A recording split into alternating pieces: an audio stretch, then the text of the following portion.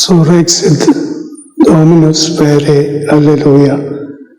കർത്താവ് സത്യമായും ഉയർത്തെഴുന്നേറ്റു, ഹല്ലേലൂയ. ഏവർക്കും ഈ പുണ്യ ജൂബിലി വർഷത്തിൽ ആഗതമായ ഈസ്റ്ററിൻ്റെ എല്ലാ പ്രാർത്ഥനാ മംഗളങ്ങളും ആദ്യമേ തന്നെ ഞാൻ സ്നേഹപൂർവ്വം ആശംസിക്കുന്നു.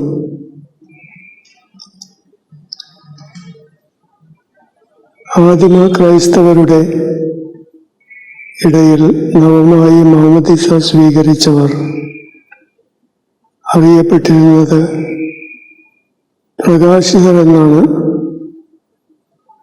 ഓരോ ഈസ്റ്റർ മഹോത്സവവും ക്രിസ്തുവാണ് എന്ന നിത്യപ്രകാശത്തിലേക്ക് നമ്മെ നയിക്കുന്ന പുണ്യമാമോദീസ ദിനമാണ്. പുണ്യമാമോദീസ അനുഭവമാണ്. പാപത്തിൽ മരിച്ച് യേശുക്രിസ്തുവാകുന്ന പുണ്യപ്രകാശത്തിൽ നാം ഉയർത്തെഴുന്നേൽക്കുന്ന അനുഭവമാണല്ലോ ഈസ്റ്റർ.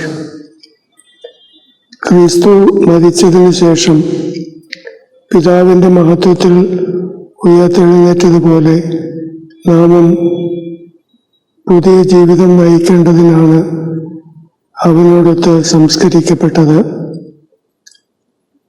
ക്രിസ്തുനാഥന്റെ ഉത്ഥാനത്തിൽ വിശ്വസിക്കുന്നവരുടെ സമൂഹമായി സഭ നിലകൊള്ളുന്നതിൻ്റെ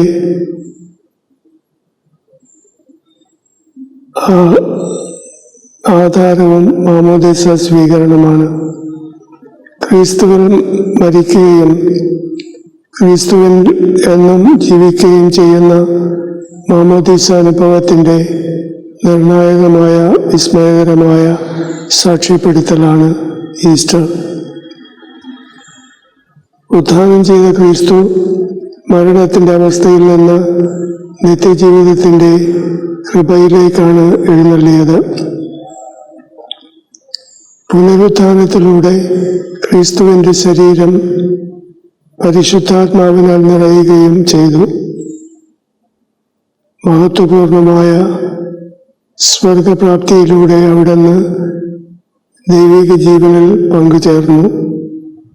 ഈസ്റ്റർ എന്ന നവമാമോദീസ അനുഭവത്തിലും നാം കാണുന്നതും ഈ പ്രാപഞ്ചിക സത്യമാണ്. മരണത്തിന് ക്രിസ്തുവിൻ്റെ മേൽ ഇനി അധികാരമില്ല. ക്രിസ്തുവിനോടൊത്ത് ഐക്യപ്പെട്ട് ജീവിച്ചാൽ അവിടുത്തെ കൃപയാൽ നാമും ഉയർത്തെഴുന്നേൽക്കുമെന്നാണ് ഈസ്റ്റർ നമ്മെ പഠിപ്പിക്കുന്നത്. നാം ഈ മണ്ണിനുള്ളവരല്ല, മറിച്ച് വിണ്ണിലുള്ളവരാണെന്നും